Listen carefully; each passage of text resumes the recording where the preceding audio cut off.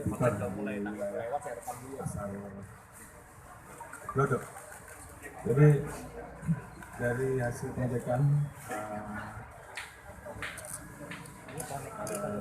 dari ketersediaan stok yang ada,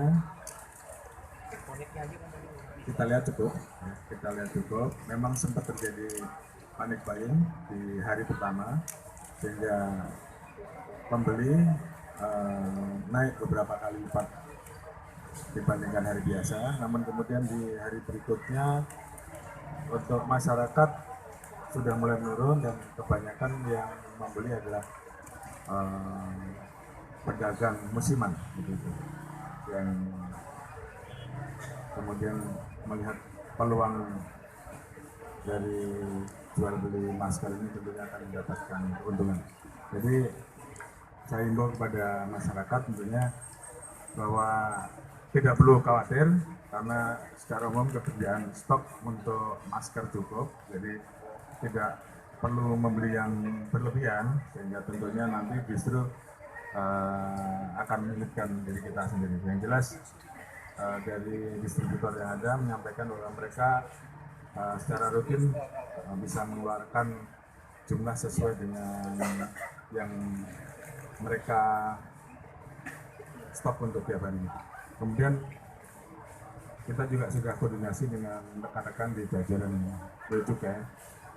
Memang ada upaya untuk kemudian menjual masker, menjual sanitizer ke luar negeri. Jadi tadi kita sudah minta untuk rekan-rekan di bea cukai untuk kemudian membatasi dan menahan barang-barang yang akan diekspor, sehingga kemudian prioritas adalah untuk yang ada di dalam negeri sampai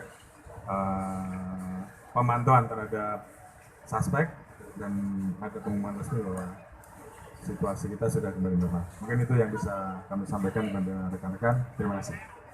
Pak, salah satu Pak, soal pengecekan harga tadi Pak, harganya masih untuk yang baru saja kita cek untuk harga memang ada kenaikan di bulan 2 sampai dengan hari ini dari distributor yang ada menjual dengan harga seperti biasa. Jadi kalaupun kemudian ada kenaikan yang tinggi itu lebih cenderung dijual oleh para spekulan untuk mencari keuntungan. Itu saya tembak pakai handphone satu lagi tuh bisa nih, biasa. Iya, biasa. Ya tentunya kemarin kita sudah melakukan beberapa kegiatan ya, operasi di seluruh wilayah.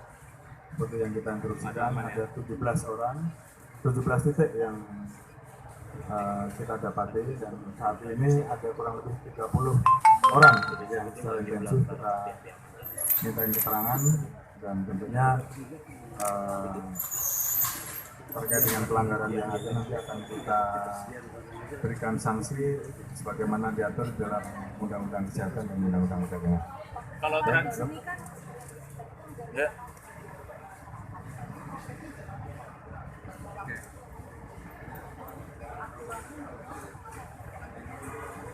Jadi begini, yang harus kita jaga adalah jangan sampai masker yang dijual ini tidak layak edar atau tidak memenuhi syarat kesehatan, karena memang di dalam situasi seperti ini ada juga pihak-pihak yang kemudian memanfaatkan untuk memproduksi barang yang kemudian tidak layak edar. Ini yang tentunya harus menjadi perhatian kita. Pak, Oke, terhadap ya. pembeli adakah pemantauan, karena mungkin ada penjual yang berpura-pura sebagai pembeli terus mengumpulkan lagi dijual dengan harga lebih mahal.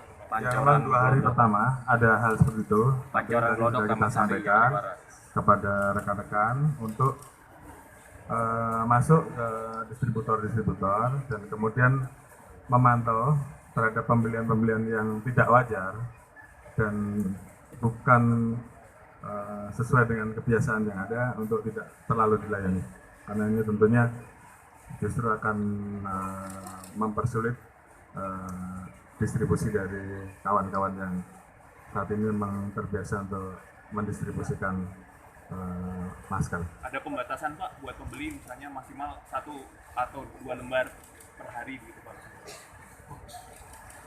Dari distributornya tentunya sudah paham mana yang harus dilayani 1 hari 1 box, mana yang harus dilayani 1 dus.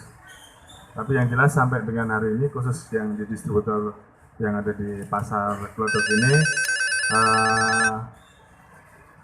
permintaan sudah mulai normal dibandingkan pada saat hari Senin yang lalu. Oke, terima kasih ya. Harga jual per paket itu kita 400.000 ya Pak. Nah, kemarin sidak di pasar Pramuka itu pedagang menjual 400.000 per paket. Katanya distributornya menjual 350.000 per paket. Apakah ada Yang 30 orang itu seluruh Indonesia. Pak, penegasan Pak Presiden.